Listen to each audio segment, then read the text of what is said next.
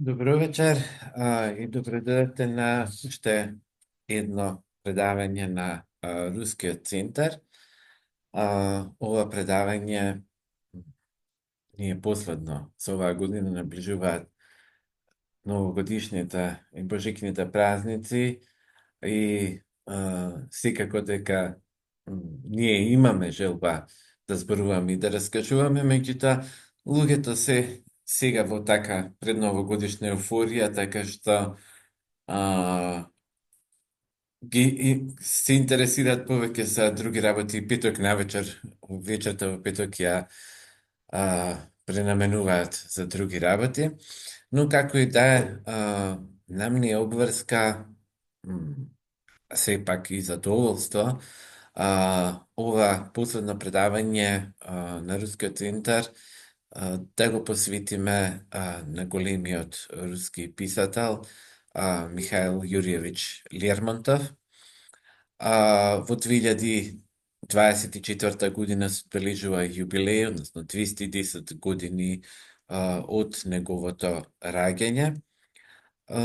Така што решивме нему да му го посветиме ова предавање, но да не зборуваме толку многу за Лермонтов по онаа стандардна шема што бил, како бил и така натаму. Затоа, еве, тук ги добивте и материјалите кои што ќе можете да ги прочитате. Тоа се достапни материјали за животот и за делото на Лермонтов. Сега ќе тргнеме по еден друг пат, односно ќе тргнеме по местата кои што Лермонтов ги сакал и кои што оставиле длабока трага во неговиот живот. И тоа на еден, би кажал, интересен начин ќе го направиме. За што станува збор, ќе ви открием во текот на предавањето. Првото место е Москва. Имено во Москва на Красни варота на 15 октомври 1814 година се родил Михаил Јурјевиќ Лермонтов, кој подоцна ќе стане еден од најпознатите руски поети.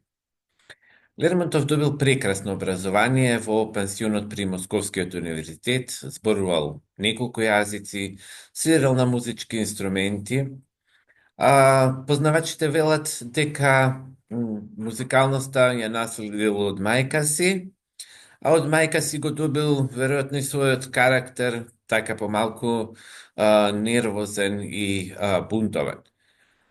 Уште како мал, Лермонтов ги читал Шилер, Шекспир, а подоцна и Бајрон, така што тој романтизам со еден трагичен тон во стиховите извршил силно влијание на младиот поет, на кој животот и, ке видиме, не му бил баш лесен.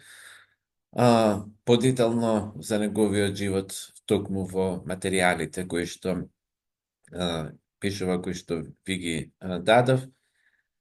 Имено неговата мајка починала кога тој имал само 3 години и го воспитувала неговата баба Елизавета Алексиевна Арсенјева, жена со еден така неверојатно силен карактер и со многу голема волја.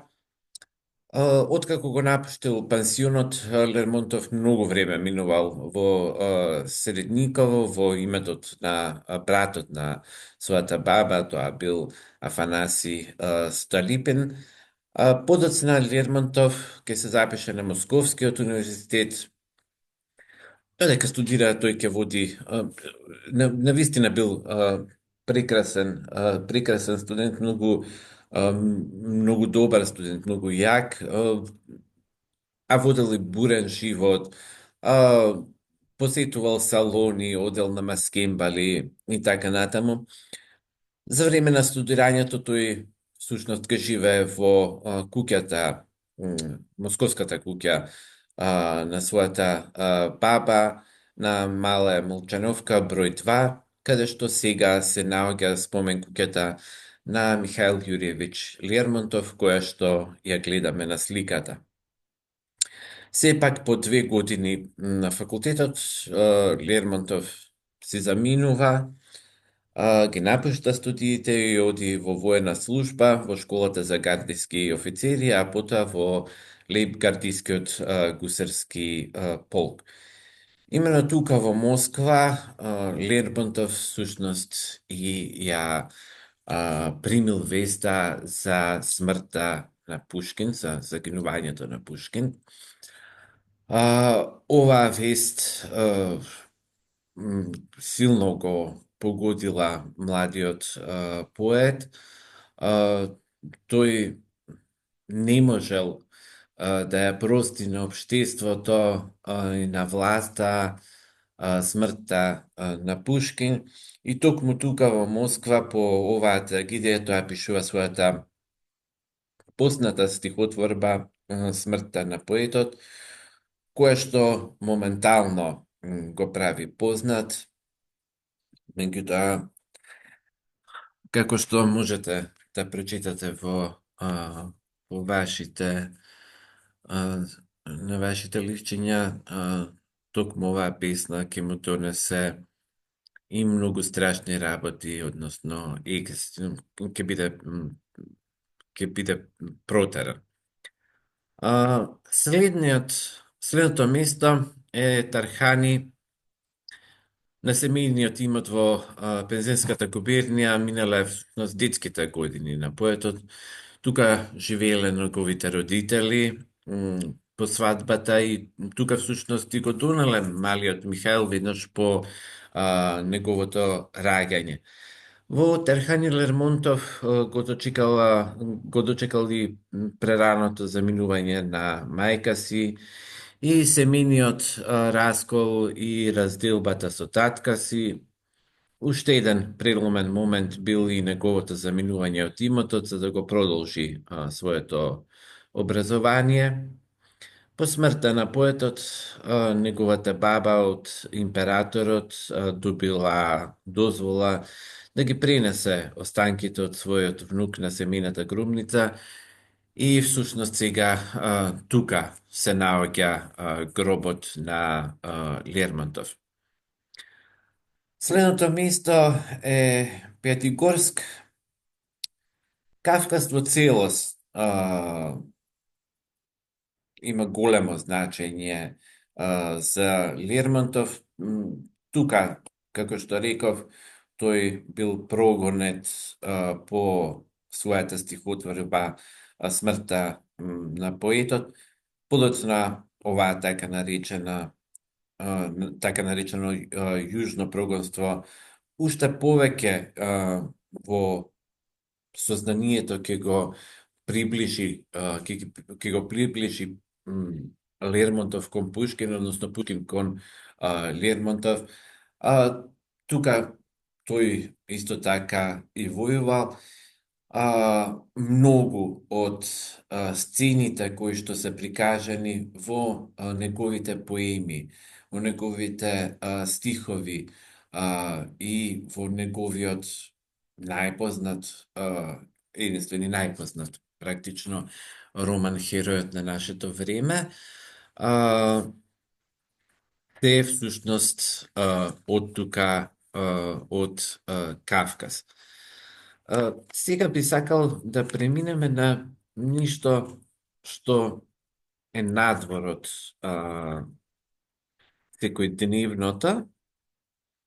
Само секунда. Дали имам ништата подоцна ќе Можда интересно е тоа што, како што реков, тој се занимавал со музика, меѓутоа Лермонтов прекрасно и сликал. И затоа ние денес ќе поминеме места каде што кои што практично имале големо влијание на Лермонтов и ќе ги видиме неговите слики кои што дел од нив биле всушност и илустрации за неговите творби. Првото место е Крестоваја гара, односно Крестовата планина. На 13. април 1941 година Лермонтов заминал на гости кај Одоевски за да се прости со него и му ја подарил оваа слика. Името на поетот инаку е напишано од страна на Одоевски на задната страна на сликата. Ова дури познавачите на ликовната уметност го сметат за една од најдобрите дела сликарски на Лермонтов. Таа е интересна по тоа што го прикажува искачувањето на Крестовата планина, која што е опишана на првите страници на Бела, и како што можете да видите, тоа е тој дел.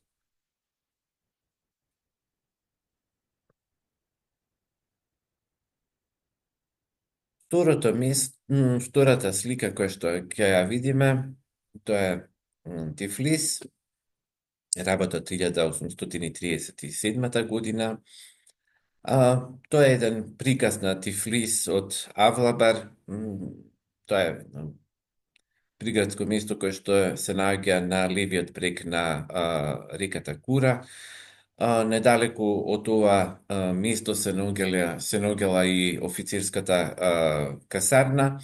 Многумина офицери и живееле околу касарната во приватни куќи. Веројатно Лермонтов бил некаде кај некој кој што живеел на ова место и од каде што се гледала практично панорамата на Тифлис, и како резултат на тоа и настанала оваа слика. Стихови секако се посветени и на ова место. Инаку картината Лермонтов ме подарил на својот роднина Петров во 1837 година. Петров потоа заминал од таму, ја понел сликата во Костормската губернија, каде што таа се наоѓала во куќата на семејството, потоа била предадена најпрво во Ивановската галерија, потоа во државниот литературен музеј. Следната слика се нарекува урнатине во близината на населеното место Карагач во Кахетија. Некако пред почетокот на големата татковинска војна, односно пред Втората светова војна, во Киев е пронајдена оваа слика на Лермонтов, која што претходно не била позната, насликана е во масло. И гледаме тука една типична кавкаски пејзаж со камили, така што можеме да кажеме дека тоа е некако како да потсетува на неговата поема Демонот, каде што и се опишува еден карван кој што го носи еден нестрплив младоженец. Ова е значи, дел од а, херојот на нашето време, каде што исто така се споминува а, Кавказ. Следната слика се нарекува напад на лепгардата на гусарите кај Варшава на 26 август 1831 година. А,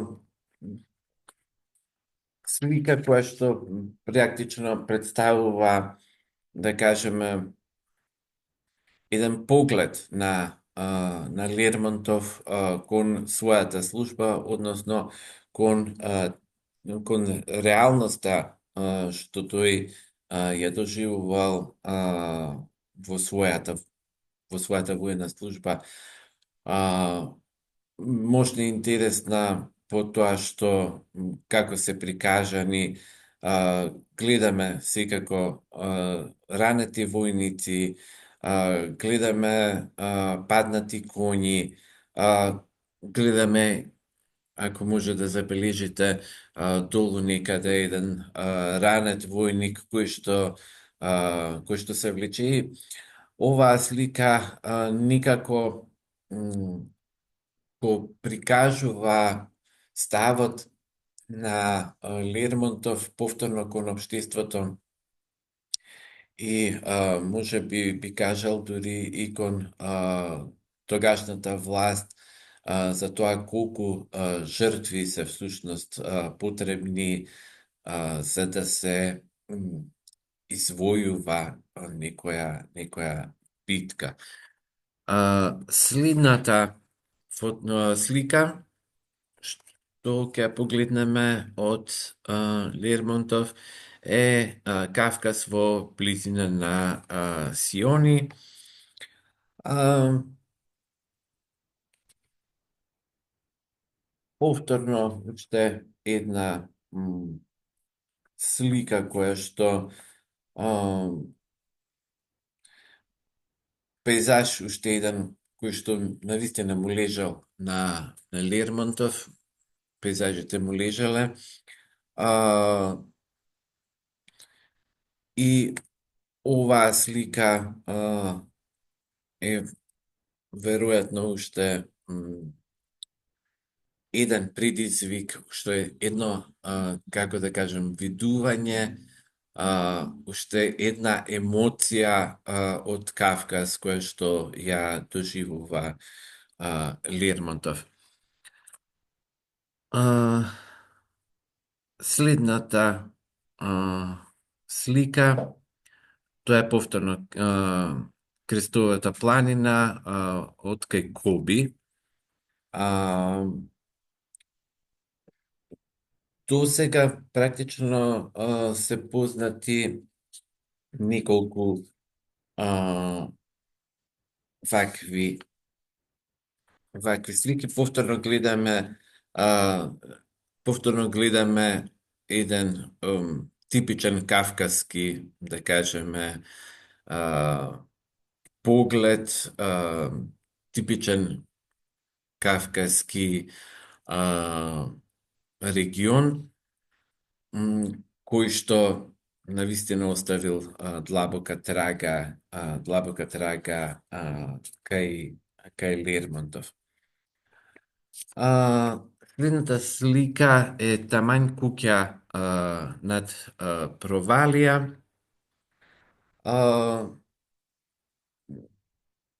Не знам колку може да се види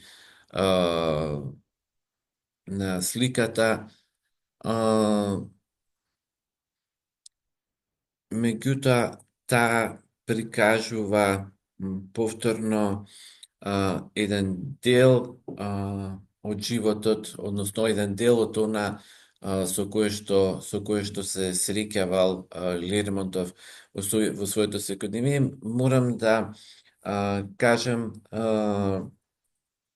дека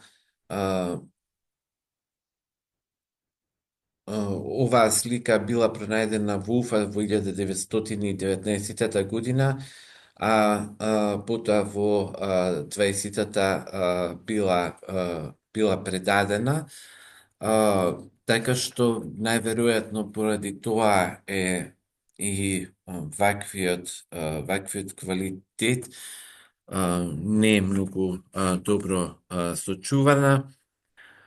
Повторно, планината беше таа во близина на Железноводск. А, Повторно, уште една, да кажеме, кавкавска тема со која што бил а, м, обседнат Лермонтов, како што кажав, тоа се гледа и во неговите литературни творби. А, да не должиме многу, Пјатигорск, едно од местата нели кои што а, одиграле големо влијание врз Лермонтов. А, Дарјалската клисура е следната слика. А, и тука повторно ја имаме а, како да кажем, тој отклик, еден одглас на оваа слика во литературното творештво во поемата Демон. Следната слика повторно Дарјавската клисура и замокот на Тамара. А, Можна интересна слика, затоа што таа е апсолутно се однесува на делото Тамара, напишано 40 и првата година. А, Следното ронатини на брегот на не, се извинувам. Што е следното? Следното е, Кула во Сиони, опишана повторно таа пустина во во неговата поезија.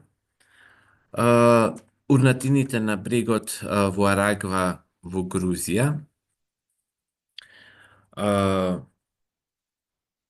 Уште една слика која што практично представува како би рекол, тоа едно надгледно средство за поемата Демонот.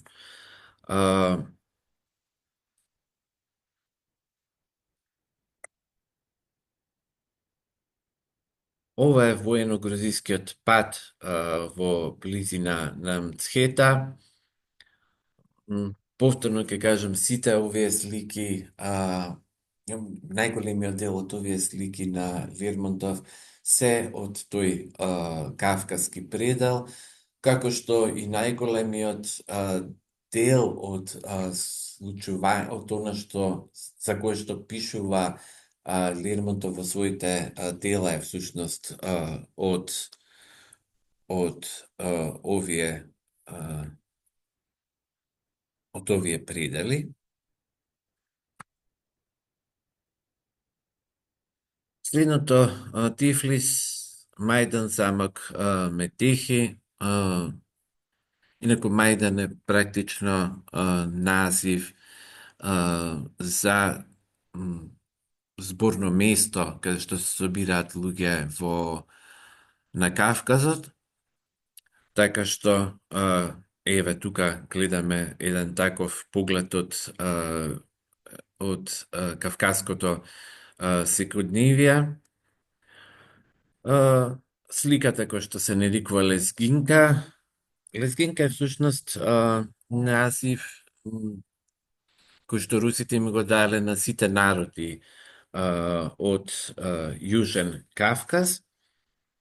А, и повторно опишан во поимата демон. Следната слика е напад, кој што всушност представува сцена од кавказскиот живот, така и ја нарекуваат. А, ова е една од ретките портрети, еден од ретките портрети на Лермонтов, кој што е наречен Черкес.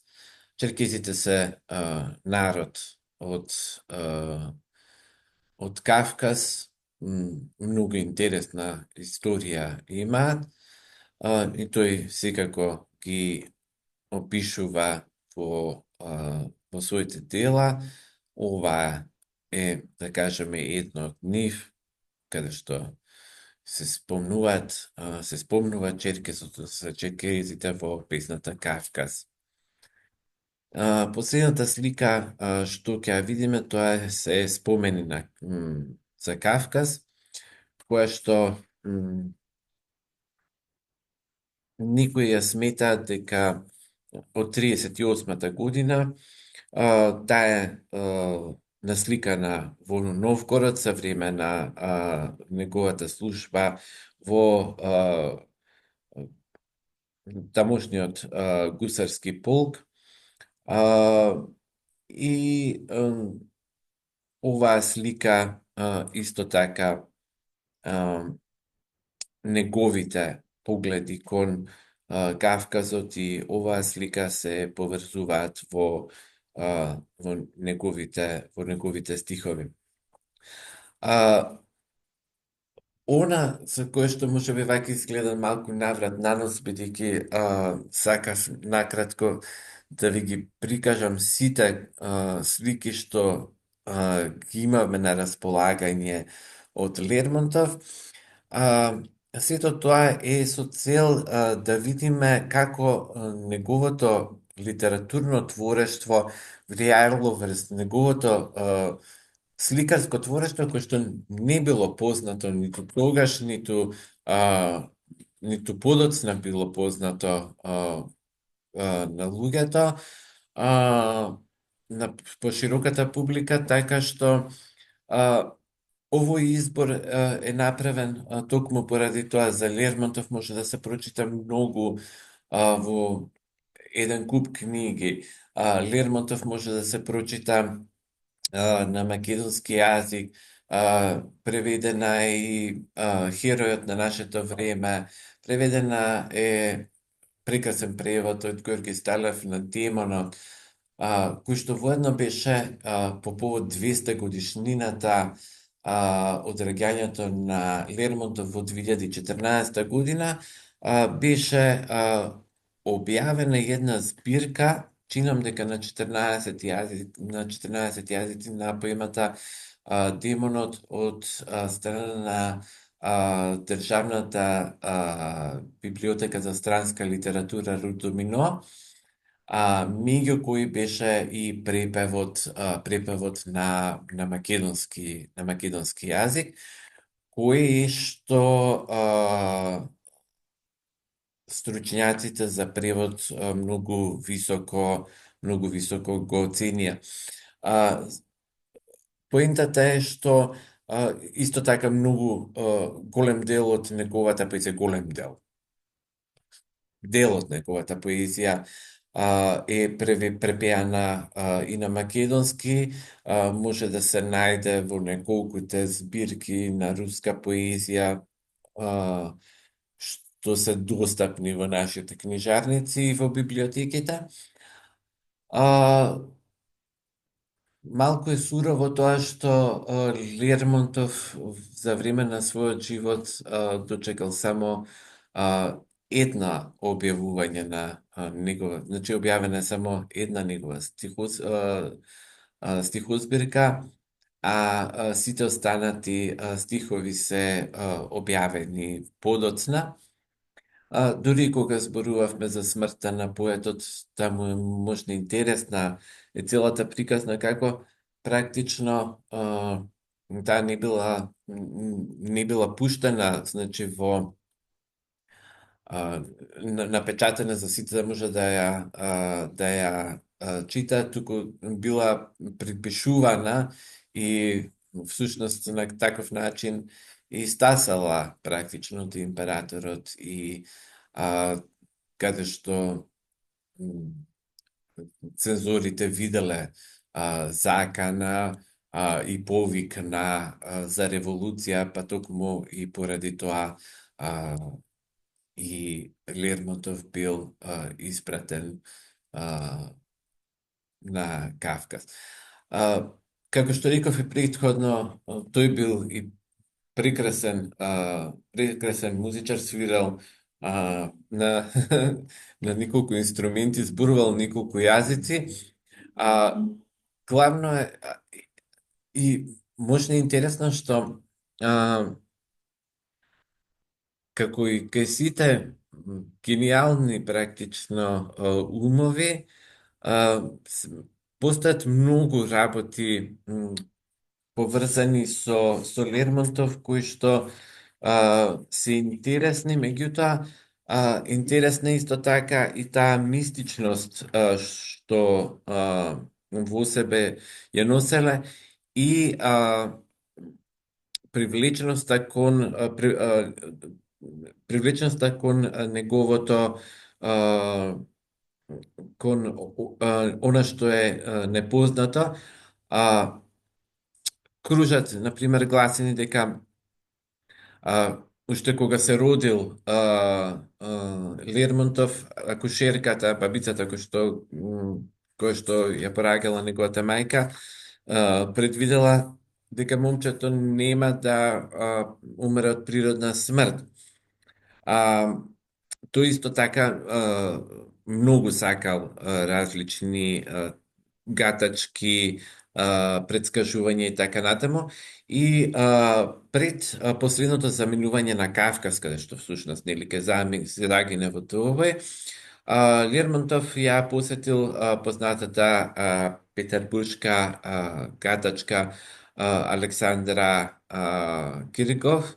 Таа му предскажала дека тој повеќе нема да се врати во тогашната престолнина во Санкт Петербург, и тоа е истата таа жена која што ја предскажала и ја предвидела и ја предскажала смртта на Пушкин, и веројатно токму поради тоа и Лермонтов да кажеме и верувал. Така што сите овие нешта заокружени во едно ни го прикажуваат Лермонтов како човек кој што бил исполнет со духовното живење, со филозофската смисла, и целиот негов живот е всушност на еден начин прелеан во неговата литература, затоа што созревајќи како човек, така созрева колку и да зборуваме за романтизмот, дека можеме да го гледаме од една или од друга страна како нешто претерано, меѓутоа и во неговите стихови, и во неговите поеми, и во неговиот роман Херојот на нашето време, се гледа таа една филозофска нишка која што тој ја носи во себе. Не изгледа, туку јас навистина малку претерав со зборување. Се надевам дека ви го представив Лермонтов на еден поинаков начин од колку што би можело да се прочита во книгите, па доколку имате некое прашање, Ако знам да одговорам, јас ви стојам на располагање. Изгледа толку многу зборував што прашањата веројатно се излишни. Во ред, тогаш ќе ви се заблагодарам за вечерашното присуство и уште еднаш ќе ве поздравам, ќе ви посакам среќни новогодишни и божекни празници и се гледаме веројатно со многу поинтересни теми следната година и се надевам дека во поголем број ќе бидеме тука присутни во Рускиот центар. Ви благодарам уште еднаш.